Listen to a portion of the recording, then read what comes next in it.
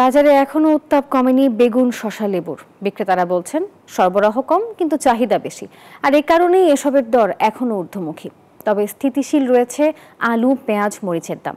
কিছুটা স্বস্তি ব্রয়লার এবং সোনালী মুরগির দামেও। ইলিশ ও চিংড়ির দরও বেশ চড়া। রমজানের দ্বিতীয় সপ্তাহেও কমেনি বেগুন, শসা ও লেবুর দাম। বিক্রেতাদের দাবি, সরবরাহের চেয়ে চাহিদা বেশি থাকায় কমছে না দাম। এতে বিপাকে ক্রেতারা। এই ঈদে জামা, জুতো, অ্যাকসেসরিজের ডিসকাউন্ট।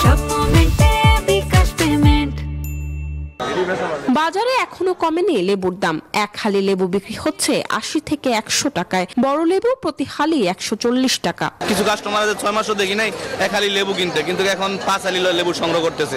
বেগুন, তারপর লেবু, এগুলোর দাম বেশি। অন্যান্য সবজির দাম কিন্তু খুব কম। তবে কিছুটা কমেছে মরিচ ও টমেটোর দাম। বর্তমানে প্রতি কেজি টমেটো 20 থেকে 25 টাকা, আর কাঁচা মরিচ কেজি প্রতি বিক্রি হচ্ছে 50 থেকে 60 টাকা দরে। আমরা একদম নিম্ন মধ্যবিত্ত ফ্যামিলি, আমাদের জন্য বাজারে আসলে দেখা যায় যে 5,000-6,000 টাকা নিয়ে আসি, কিন্তু আমাদের চাহিদা মতো আমরা পণ্য কিনতে পারি না।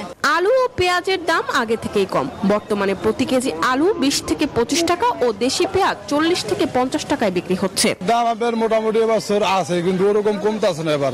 আসলে এই পরিবর্তনের পরে এক্সপেক্টেড ছিল যে বাজার মূল্যটা নিয়ন্ত্রিত হবে বা মানুষের ক্রয় ক্ষমতার মধ্যে মোটামুটি আসবে পূর্ব অবস্থার থেকে, কিন্তু প্র্যাকটিক্যালি এই আজকের দিনে এসে সেটা দেখতে পাওয়া যাচ্ছে না। মাছ মাংসের বাজার ঘুরে দেখা গেছে সপ্তাহের ব্যবধানে কমেছে ব্রয়লার ও সোনালী মুরগির দাম। প্রতি কেজি ব্রয়লার মুরগি বিক্রি হচ্ছে 180 থেকে 85 টাকায়। সোনালী মুরগি বিক্রি হচ্ছে প্রতি কেজি 240 টাকায়। মুরগির দাম কমছে, এখন বর্তমানে 185 টাকা কেজি চলছে মুরগি। মাছের বাজারে ইলিশ ও চিংড়ির দরও বেশ চড়া। ছোট ইলিশ প্রতি কেজিতে বিক্রি হচ্ছে 1200 টাকায়। আকারে বড় ইলিশ বিক্রি হচ্ছে 2200 থেকে 2400 টাকা কেজিতে। চিংড়ি বিক্রি হচ্ছে 800 থেকে 1000 টাকা কেজিতে। এটি চারটু বড় আছে, এটি 1600। আবার 1 কেজি 50 গ্রাম 100 গ্রাম ওগুলো আপনার 2300-2400 টাকা কেজি। মরিয়ম আজিজ মৌরিন, নিউজ 24, ঢাকা।